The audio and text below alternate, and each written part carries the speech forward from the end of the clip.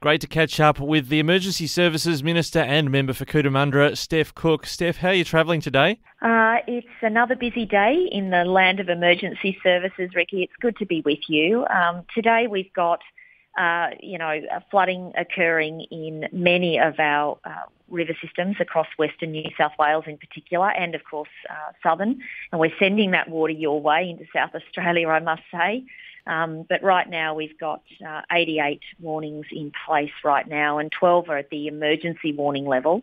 And that means it's proving to be a little bit difficult in those communities where we're actually asking people to leave because they're now experiencing major flooding come through their communities, or we're having to hold people back from returning to their homes because they have been inundated, and we're still conducting those all-important rapid damage assessments to allow people to safely return. Well, I notice there's a new authority the state government's creating. I guess that's one of many lessons being learned through the recent seasons, not just of flooding, but bushfires as well. Absolutely. We've announced that we will be, through legislation, establishing the Reconstruction Authority in New South Wales. And it is important because it will see that our emergency services organisations continue to lead that response phase to natural disasters.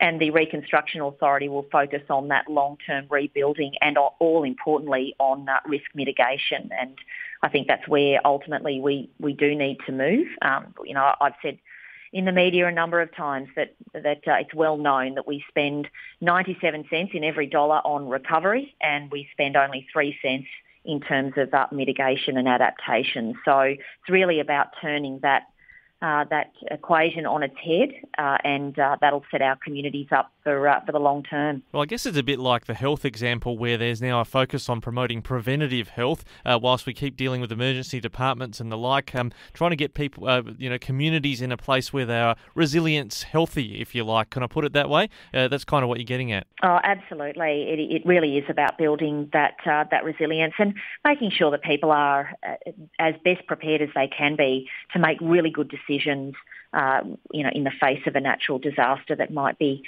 coming their way, and where possible that we remove people out of harm's way altogether. And that's the sort of thing that the Reconstruction Authority, once established, will start to look at. And look, from my perspective, having spent the majority of the year working in communities through that all-important flood recovery process, I think it's fair to say that I know better than most how important it is that response and recovery go hand in hand, and that it's as seamless as possible.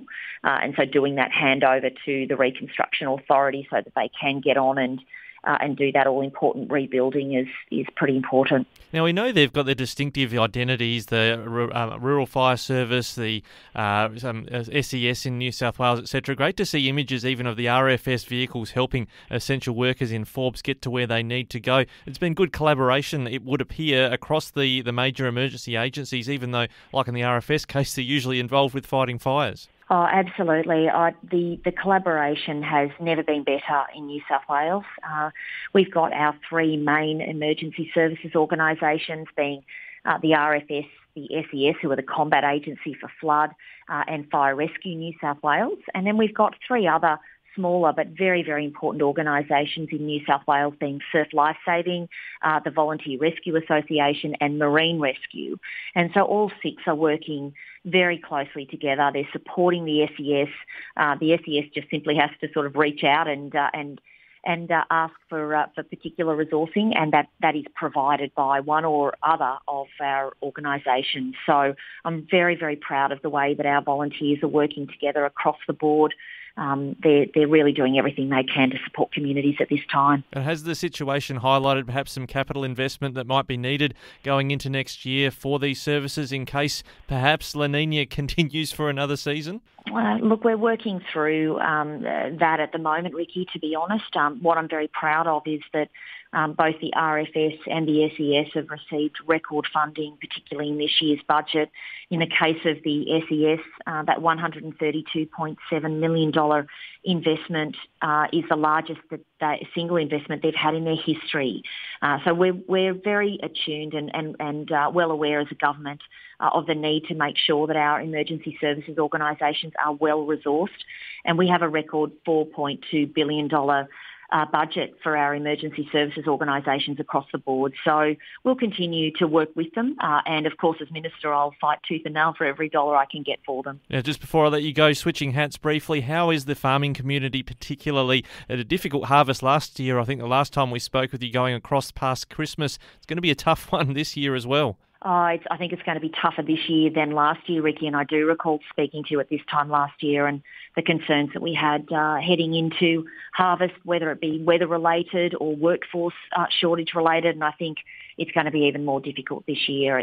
We've seen a lot of rain, particularly through that western part of the state. I was talking to the Mayor of Gunnedah this morning. They're very worried about the fact that most farmers have lost their winter crops up there, and there's only a very, very short window for the planting of summer crops. It's only about a month. So for those farmers that traditionally look to plant cotton, for example, they're going to find it very difficult to get a summer crop planted. And of course, for those farmers, it means literally 12 months without any income whatsoever. So the farming sector is doing it tough at the moment, and we know that this is just been compounding off the back of that terrible drought that I was talking to you about. It feels like just yesterday, but a couple of years ago now. So it's heartbreaking to see, but we will continue working with farmers to do whatever we can to support them through this very difficult time, as we did during drought. We provided $4.5 billion worth of support for farmers during that drought, and we'll continue to support farmers wherever possible through this. Steph Cooke, the Emergency Services Minister with a full plate, also as member for Cootamundra. Thanks so much for joining us today on Flow. Thanks, Ricky.